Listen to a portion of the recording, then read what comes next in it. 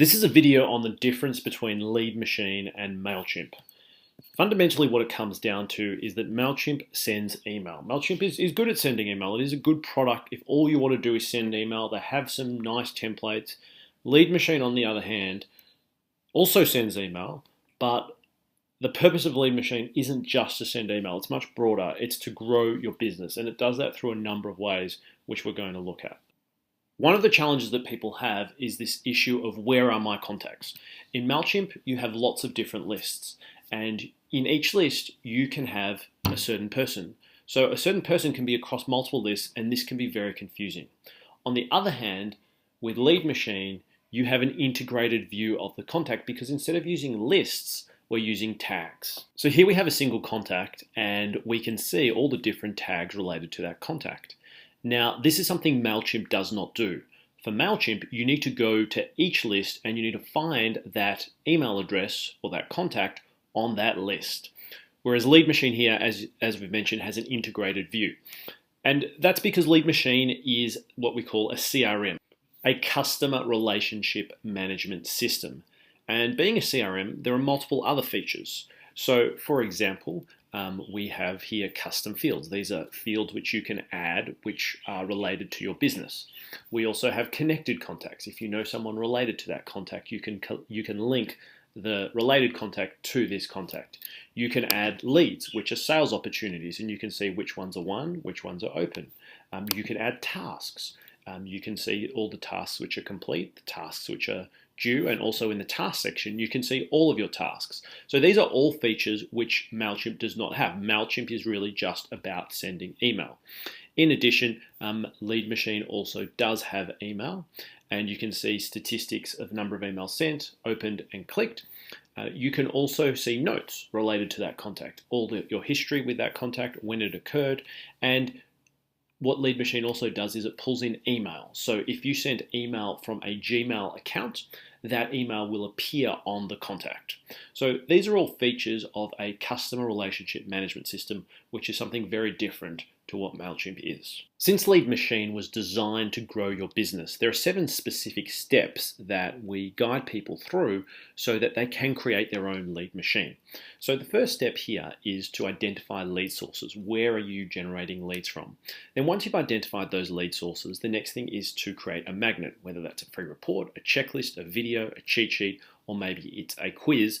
And the purpose of the magnet is to attract people to your business. It's to offer them something free and then to use LeadMachine to manage that process of converting someone from a prospect to someone who's a lead, who has a real interest in what you're doing, into finally a customer and a client.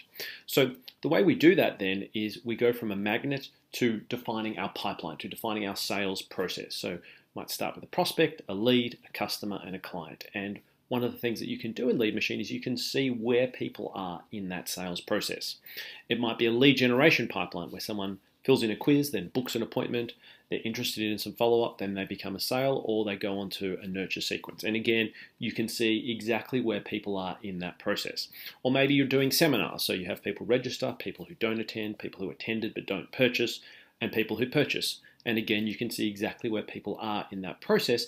And what's more, you can also create campaigns to follow up people. So for example, people who don't attend, you can create a campaign to ensure that we send some follow-up emails, which are automatically sent at a specific time to ensure that the person does attend, for example, the next seminar. It might be an implementation pipeline where you want to make sure what module people are at and track where they are at in that process. So pipelines are certainly a really useful feature in LeadMachine.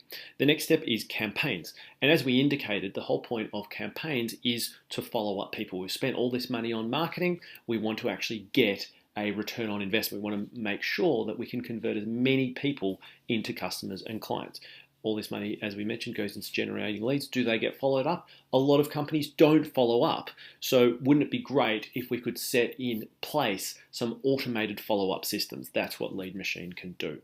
There are 17 campaigns which we help businesses with to ensure that they are properly following up with all of their potential customers. One example is to reward engagement. So for example, if someone clicks on a link from an email or a newsletter, They're on 6 as a contact rating, but once they click on that link, 6 plus 1, they're now on 7. So if someone becomes more engaged, what we can do is we can reach out to that person as someone who's more engaged. So this is an example of campaigns. Next is personalization. Now, personalization is very important because when we contact people, we want to do so in a way that will generate the most number of people from being prospects into ultimately being customers.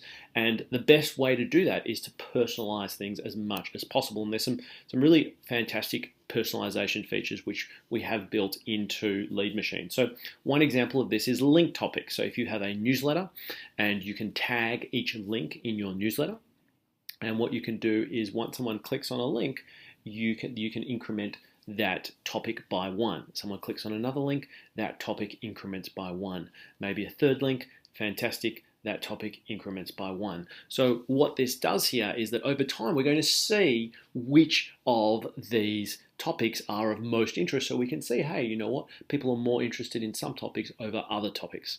Dynamic content is a really useful strategy. So let's say you have a form here for, this is say a Spanish website, and on this form you ask a number of questions. Have you learned Spanish before? And if someone says no, well, the first paragraph of this email will say, I noticed you just started learning Spanish. Whereas if they say, yes, I'm an advanced person, well, then that paragraph won't talk about them being a beginner. It will say, it will acknowledge that they're an advanced person. So each paragraph of the email is being dynamically generated based on the response to the question.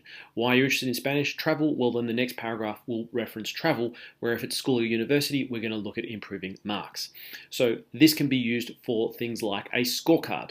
And when you do a scorecard and you ask people a number of questions, a 60% opt-in rate is quite typical. Why? Because at the end of the questions you ask, you say, would you like to enter in your email address? The great thing about a scorecard is you'll ask a number of different questions. How clear are you on your purpose? To what degree do you feel you inspire others? Could be 2 example questions.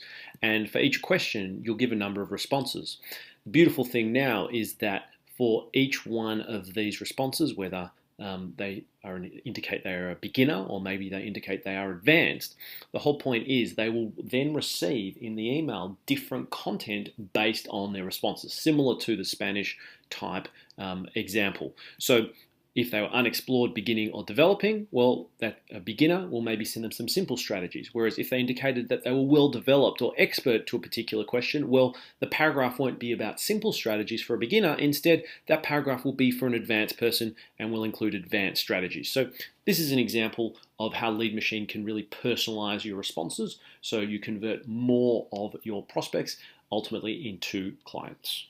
The next thing that's worth mentioning here is metrics. Metrics are very useful because you want to know things like which lead source.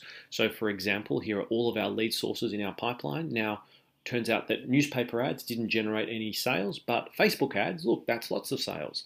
What about which emails we sent? Well, we sent an email about benefits. That didn't work too well, but when we sent a personal story email, look at all the sales we got. What about which profession? Well, it turns out this is everyone, but lawyers, when we're marketing to lawyers, it's not working very well, no sales. But accountants, we're getting lots of sales. Which location? Well, here's everyone. Australia, no one seems to buy from Australia, but in the USA, everyone is buying. Which sales consultant? Well, this is everyone, but Slacker Steve is not doing very much work, whereas Diligent Dave, he's getting lots of sales. So the whole point is that if we look at this process, this is all about business growth, and that's what LeadMachine's about. It's a lot more than sending out some emails.